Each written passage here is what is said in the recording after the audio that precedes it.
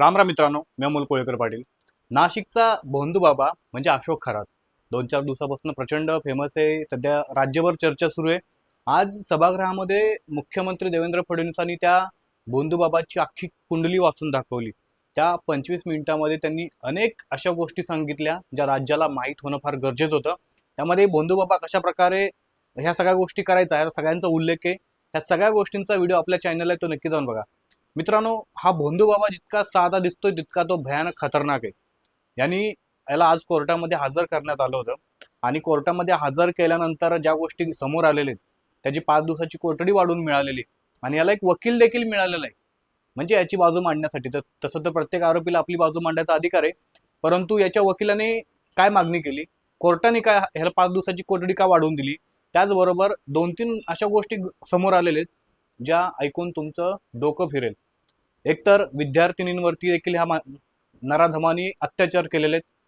दुसरा मुद्दा, नकली साप वगैरे दाखवून, नकली छोट्या छोट्या चिंचोके वगैरे अशा गोष्टी दाखवून, खडे दाखवून अनेक करोडो रुपयांना, लाखो रुपयांना लुटलेले. त्याचबरोबर सेक्स वर्दीत त्याने एक औषध तयार केलं होतं आणि हे औषध फार भयानक आहे. 9 लाख रुपये किलो, लिटर दराने हे औषध तो विकायचा. तर औषध काय ते तुम्हाला सांगतो. दुसरा मुद्दा, याच्याकडे जे आरोप केला जात होते की याच्याकडे पिस्टल सापडलेलं आहे ब्लॅक कलरचं, त्याच्यावरती राजमुद्रा आहे आणि ती ब्लॅक कलरची पिस्टल आहे. 5 त्याच्यामध्ये फायरिंग देखील केलेल्या मोकळ्या पुंगळ्या आहेत आणि या 5 फायरिंग नरबळीसाठी केल्याचा धक्कादायक संशय हा पोलिसांना आहे आणि त्या संशयाच्या आधारावरती त्याला 5 दिवसाची पोलीस कस्टडी ही वाढवून मिळालेली. अनेक धक्कादायक गोष्टी तुम्हाला या व्हिडिओमध्ये ऐकायला भेटणार आहेत. सगळ्यात महत्वाचं, काल म्हणजे आज त्याची पोलीस कस्टडी संपणार होती म्हणून त्याला कोर्टामध्ये हजर केलं. तृप्ती देसाई, ज्या तृप्ती देसाईंवरती रुपाली ठोंबरे पाटलांनी आरोप केले होते, या तृप्ती देसाईंकडे या प्रकरणाचे एका वर्षापूर्वी व्हिडिओ आले होते, पेनड्राईव्ह आली होती, तक्रार आलेल्या.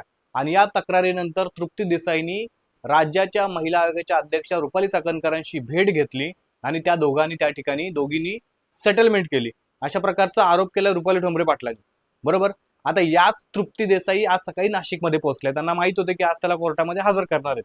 नाशिकमध्ये गेल्यानंतर ज्या वेळेला अशोक खरातला कोर्टामध्ये आणायची वेळ झाली, त्यावेळेला तृप्ती देसाई त्यांची पूर्ण टीम कोर्टाच्या परिसरामध्ये पोहोचली आणि त्या ठिकाणी थोडाफार राडा झाला.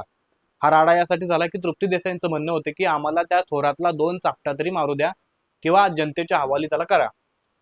आता हा सगळा ड्रामा दिखाव्यासाठी करायचा होता की खरंच त्यांना समाजाशी काही घेणं देणं, हा वेगळा विषय. कारण जर रुपाली ठोंबरे पाटील यांच्या सांगण्यानुसार तृप्ती देसाईंची जर भेट झाली असती, रुपाली चाकणकरांची आणि तृप्ती देसाईंची, आणि त्याच्यामध्ये जर यांची सेटलमेंट झाली असेल, तर आज हा सगळा जो काय राडा केलाय हा कुठल्या उद्देशाने केलाय हे कळणं आपल्याला गरजेचं आहे. असो, आपण पुढे जाऊया. ज्या वेळेला अशोक खरातला कोर्टामध्ये हजर केलं त्यावेळेला कोर्टामध्ये अनेक गोष्टींचा खुलासा करण्यात आला. सगळ्यात अगोदर सरकारी वकिलांनी कोर्टाला 7 दिवसांची पोलीस कस्टडी मागितली आणि ती का मागितली त्याची अनेक कारणं दिली.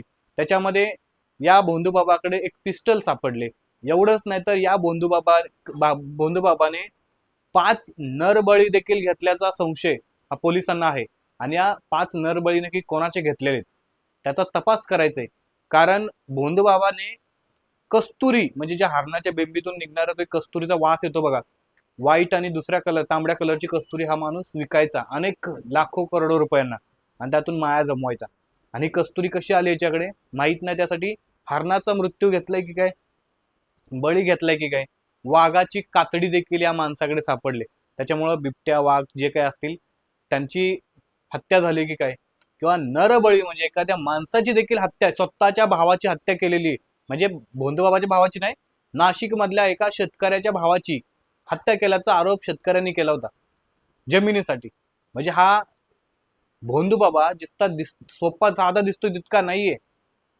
यांनी अनेक सिरीज याच्यावरती बनतील अशा प्रकारचं खूप मोठी स्टोरी लिहून ठेवलेली याच्या आयुष्याची.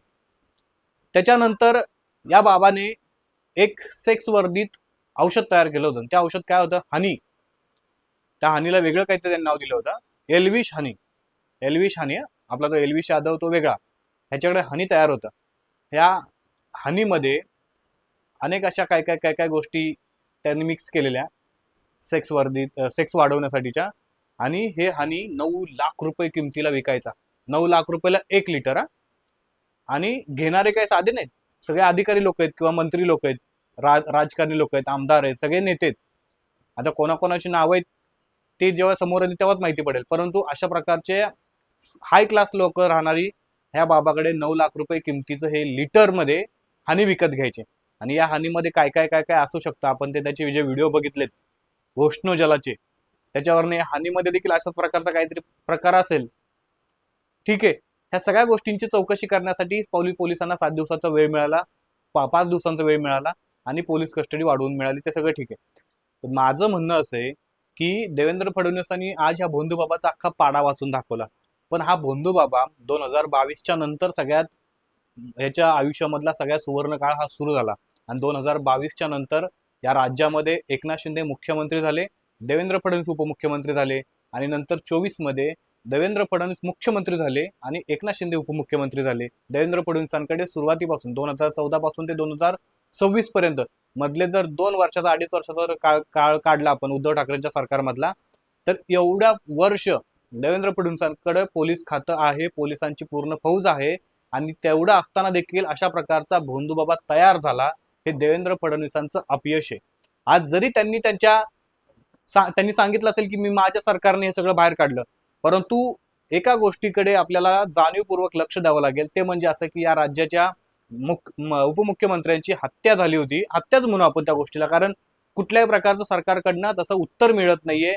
साधं रोहित पवारांनी आज चर्चा केली, रोहित पवारांच्या प्रश्नाला उत्तर देखील द्यायची हिंमत कोणाची झाली नाही. अमित साटम आले आणि दुसराच कुठला तरी विकासाचा मुद्दा लावला आणि फडणवीस सरकारने किती विकास केला हे सगळं दाखवत गेले.